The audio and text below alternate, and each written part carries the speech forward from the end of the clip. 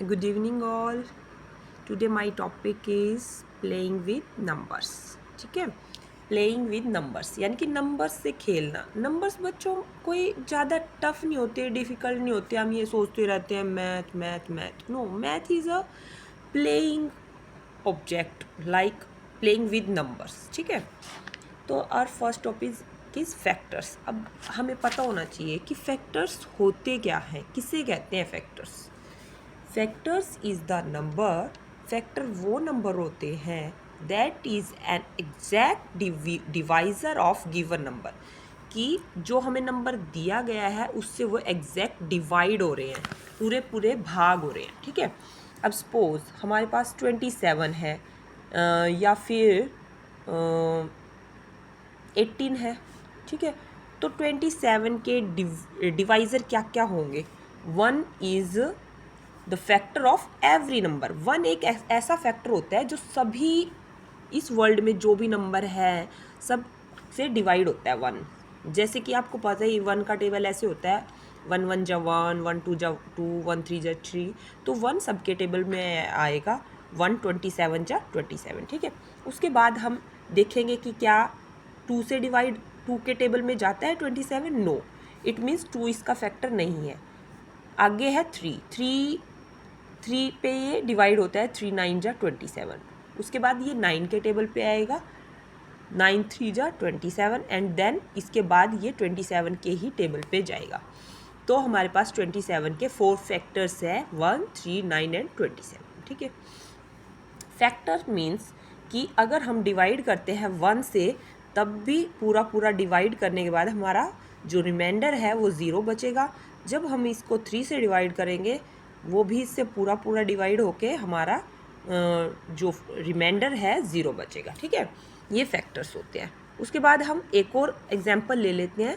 तो 18 का फैक्टर 1 भी होगा क्योंकि 1 एवरी नंबर फैक्टर होता है. ठीक है, उसके बाद 18 किसके टेबल पे जाएगा, 2 के टेबल पे जाता है, 3 के टेबल पे जाता है, 4 के पे नहीं जाता, 5 के पे भी नहीं जाता, 9 के पे भी 9 के पे जाए, 6 पे भी जाता है एंड 9 पे भी जाता है. ठीक है, एंड 18 पे जाएगा. ओके, ये 18 के फैक्टर्स हो गए. ठीक है, उसके बाद नेक्स्ट टॉपिक है हमारा मल्टीप्लाइज. अब मल्टीप्लाइज क्या होता है. एक तो देखो बेटा होता है मल्टीप्लाई. मल्टीप्लाई का मतलब तो होता है गुना, बट मल्टीप्लाइज मीन्स होता है कि द प्रोडक्ट ऑफ 2 नंबर्स, की 2 नंबर की गुना is the multiply of each of the 2 number.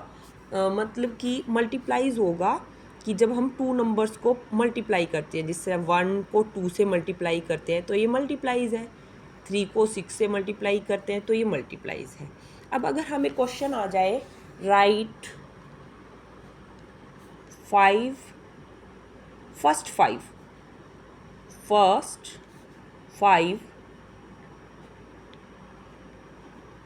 Multiplies of 10, कि 10 के फर्स्ट 5 पहले 5 मल्टीप्लाइज लिखो.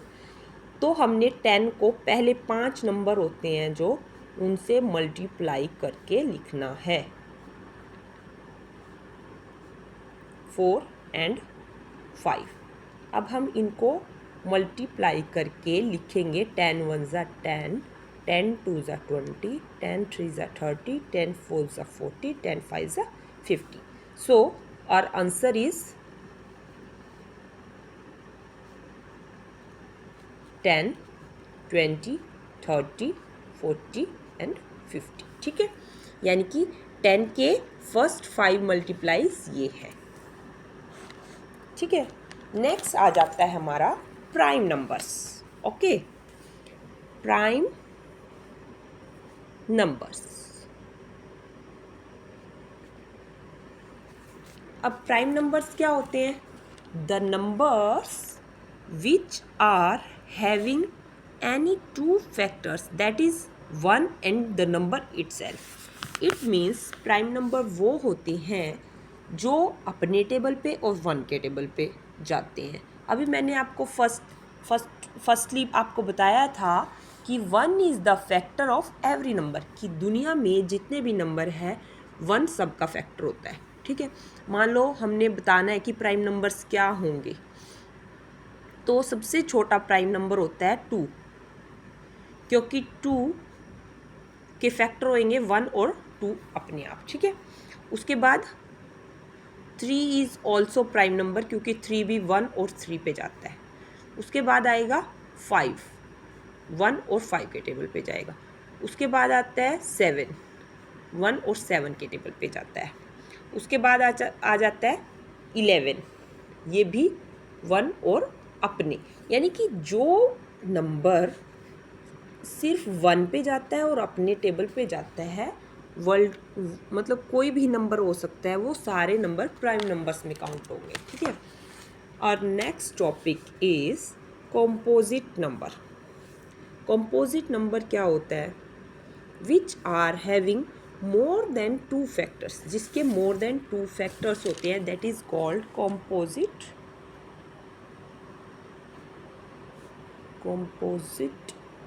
नंबर्स। कॉम्पोजिट नंबर वो होते हैं जिसके मोर देन 2 फैक्टर्स होते हैं। देखो, जिसके ओनली 2 फैक्टर्स होते हैं 1 और वो नंबर इटसेल्फ, वो होता है प्राइम नंबर। और जिसके इन 2 से ज़्यादा नंबर हो जाते हैं, जैसे हमने बीच में छोड़ दिया 4, अब 4 को लिखते हैं। 4 का एक तो 1 ही होएगा फैक्टर, एक 2 के टेबल में जाता है 4 और एक खुद के टेबल में जाएगा, तो इसके मोर देन 2 फैक्टर्स हो गए, ये हमारा कॉम्पोजिट नंबर है। उसके बाद हमने छोड़ दिया था 6 is also composite number because there are 2, 3 and 6, 4 common factors. okay, ये इसके 4 factors होते हैं, so it is composite number. ठीक है, now अब आपको पता होना चाहिए नेचुरल नंबर क्या होते हैं। नेचुरल नंबर, ठीक है, जो हमारी नेचुरल काउंटिंग होती है, जो हमें काउंटिंग सिखाई जाती है, उनको हम नेचुरल नंबर बोलते हैं। वो 1 से लेकर 1, 2, 3, 4 इन्फिनिटी तक होते हैं, यानी कि जहाँ तक काउंटिंग होती है वहाँ तक होती है। ठीक है, उनको हम बोलते हैं नेचुरल नंबर। ओके, जो हम बच्चों को काउंटिंग स्टार्ट कराते हैं, जहाँ पे छोटे बच्चों को, वो नेचुरल नंबर से स्टार्ट होती है। और होल नंबर होता है एक, होल नंबर। अब होल नंबर में क्या होगा? होल नंबर में हम 0 भी काउंट कर देते हैं, 0 को ऐड कर देते हैं नेचुरल नंबर में, तो वो बन जाती है होल काउंटिंग। ठीक है, होल नंबर बन गई। ठीक है, नेचुरल नंबर और होल नंबर में सिर्फ होल का मतलब होते हैं पूरा, होल मीन्स पूर्ण और नेचुरल मीन्स प्राकृतिक।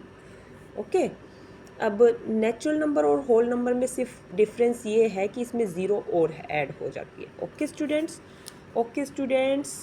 आपको मेरा ये नॉलेज मैंने आपको इतना बताया, पढ़ाया, कैसा लगा?